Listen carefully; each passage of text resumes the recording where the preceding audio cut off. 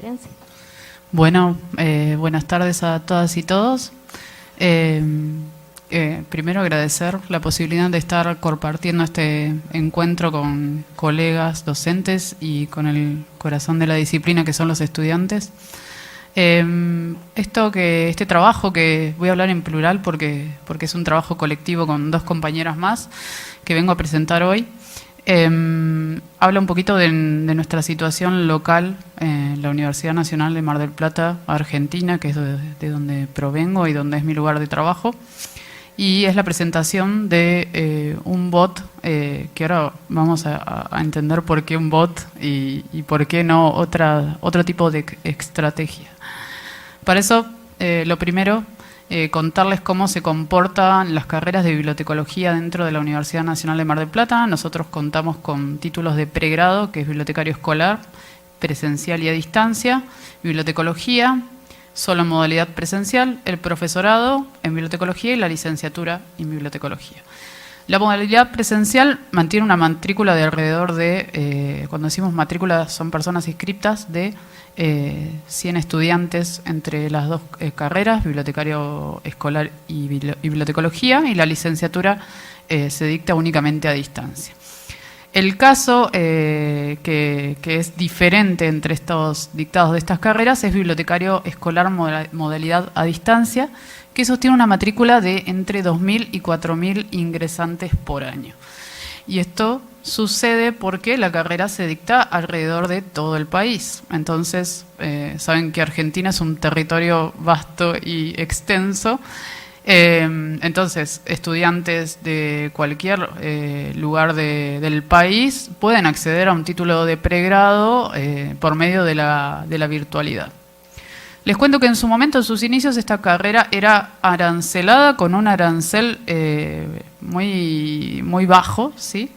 Y después, dado que como política del país la democratización y el acceso a la educación superior fue una política, se decidió quitar el arancelamiento y ahí, si bien ya teníamos una explosión grande de ingresantes, se derramó mucho más, ¿sí? Entonces, la situación comenzó a excedernos porque es algo que no podemos ni tenemos la intención de frenar, pero es algo que como cuerpo docente nos empieza a generar algunas problemáticas. El cuerpo docente del departamento está únicamente para educación a distancia, está compuesto por 51 docentes, imaginen solo 51 docentes para atender entre 2.000 y 4.000 estudiantes. Entonces eso ya comienza a ser una problemática. Ya en el contexto de la descripción documental, que es el área en la que yo trabajo, tenemos por ahí 3 hitos para contarles. Uno es que en el 2016 sucede el cambio de plan de estudio y lo que antes se denominaba como catalogación pasa en 2 niveles a llamarse como descripción documental 1 y 2. Para ese momento yo estaba en el área de tecnologías porque yo tengo una formación en informática, además de la formación en bibliotecología. Y al quedar este espacio vacante es que desde la dirección de la carrera se me ofrece comenzar a formarme en esa área y quedar a cargo por completo de eso, eligiendo el equipo docente con el que trabajar, es decir, quiénes iban a ser mis ayudantes y demás.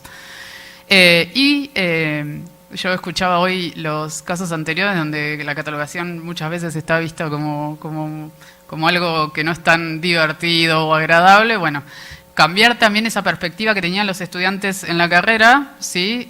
Darle como otra mirada a lo que se venía haciendo antes del 2016, que era básicamente la catalogación, enseñar catalogación por fichas, ¿sí? Estamos hablando del 2016. Así que bueno, eso representó un desafío para mí y para las personas que iban a trabajar conmigo.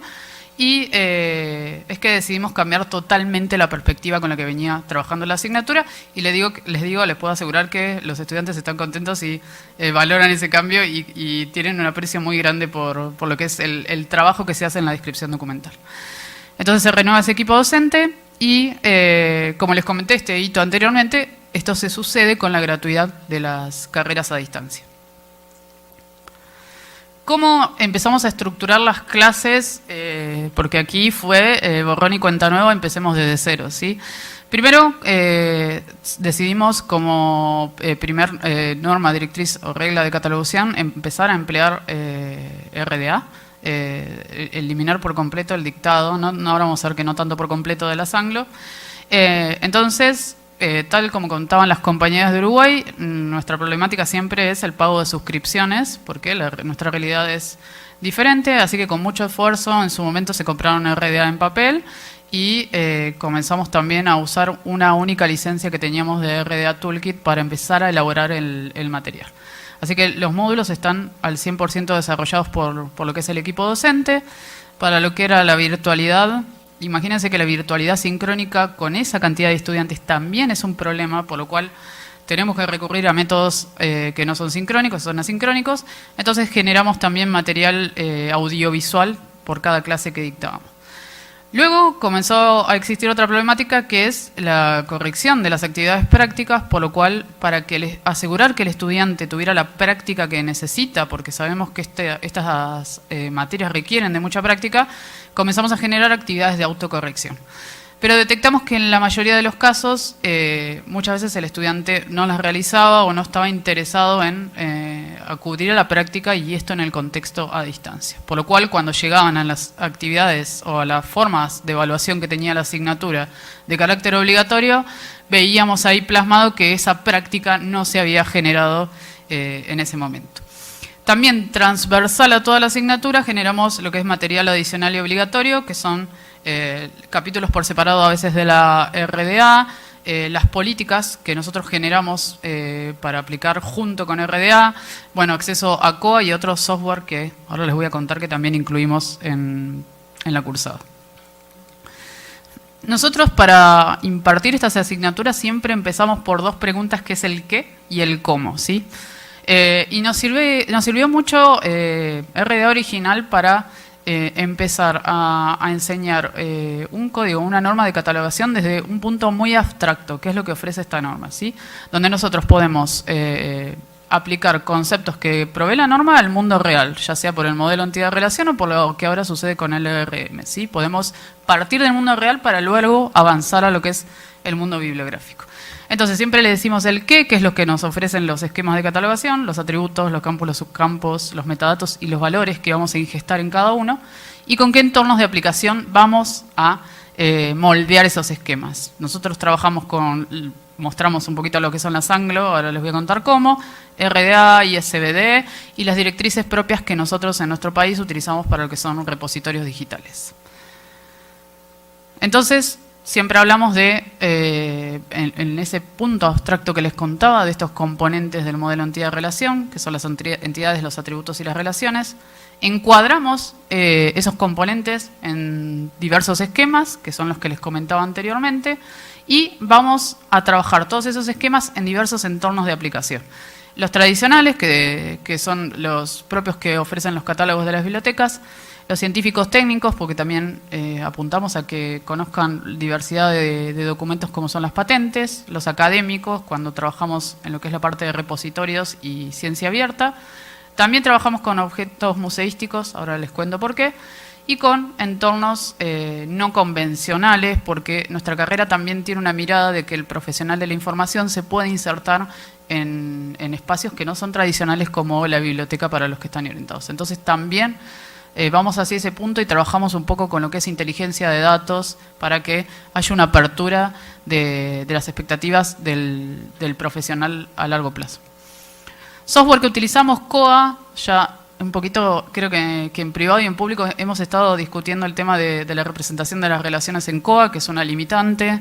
Nosotros enseñamos a que nuestros estudiantes ingesten relaciones, pero que después esas relaciones no están reflejadas en el catálogo, por lo cual nadie imaginaría que un usuario va a ir a hacer la relación manualmente, y ahí estamos en un -1 de pensar en trabajar en ese desarrollo.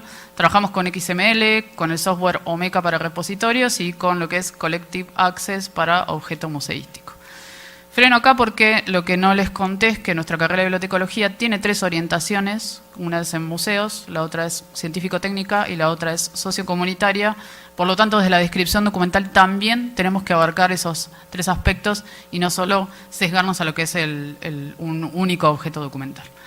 Luego, bueno, hablamos de esto, de las relaciones, la importancia, creo que es el corazón de las RDA es el establecimiento de relaciones, más allá que todavía no haya sistemas que las puedan reflejar como quisiéramos. Y luego también hablamos de la revisión y aplicación de esquemas que están obsoletos. Lamentablemente en Argentina la mayoría de las unidades de información continúan utilizando las reglas angloamericanas. Y nosotros siempre les contamos cuál es el cambio de paradigma entre el uso de las reglas y lo que ofrece RDA en este momento. Bueno, dicho esto, ¿para qué un bot, no? Bueno, un poco se contesta sola esa pregunta porque una de las principales problemáticas que les conté es la matrícula de la carrera, cómo enfrentamos ese problema. También un poco justificar que la transformación digital exige optimizar algunos procesos. Y esto lo subrayé y con mucho orgullo, coopera en la tarea docente. La idea es que ninguna tecnología reemplace esa tarea, sino que coopere y trabaje en conjunto. Y para eso es que surge DiaBot, que es el bot que desarrollamos dentro de la cátedra, que lo que primero que hace es sugerir ejercicios prácticos personalizados, integrando lo que es RDA y MARC a criterios y reglas propias, que son las políticas que aplicamos dentro de la cursada, y tratando de adaptar el nivel de complejidad de los ejercicios que sugiere. Un nivel inicial con preguntas más simples y un nivel intermedio o avanzado con problemáticas un poquito más avanzadas. El modelo que utiliza es de aprendizaje adaptativo. Utilizamos dos tecnologías que son dentro de la inteligencia artificial, en realidad el Machine Learning, para poder entrenar ese bot que les comento, que ajusta esto automáticamente el nivel de dificultad a través de una técnica que se llama Fine Tuning, que ahora les voy a explicar muy simplemente qué es. Y además genera una retroalimentación específica en tiempo real, explicando y sugiriendo errores y conexiones.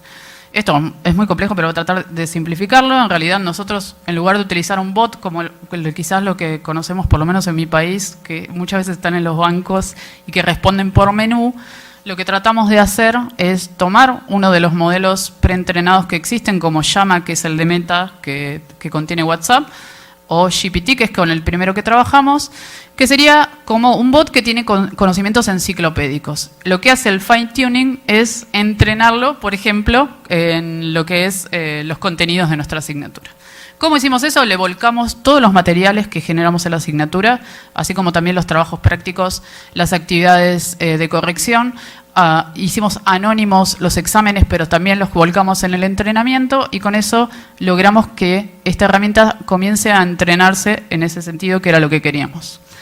Si nosotros no hacíamos esto, no utilizamos esta técnica de fine tuning, lo que podría suceder es esto, es tener un chat por menú que no pudiera ni mínimamente evaluar cuál es el grado de conocimiento del estudiante y no devolver quizás lo que necesitábamos, ¿no? Bueno, eso es un poco lo que les conté, que hace el fine tuning, ¿sí? Mejora la calidad de la retroalimentación, que es algo que les dije, y ajusta al estilo de enseñanza local, que era lo que nosotros necesitábamos, ¿sí?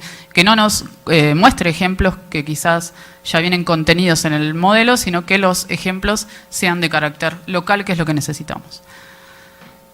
Bien, acá les traje un ejemplo de una de las primeras respuestas que trajo ese entrenamiento. Acá lo convertí en un mock-up para que lo podamos ver, pero en este caso es un estudiante que quiere practicar cómo identificar los atributos de una obra según RDA. Entonces, lo que le dice el bot es que van a empezar con un ejemplo sencillo, 100 años de soledad, escrita por Gabriel García Márquez en 1967 por Editorial Sudamericana.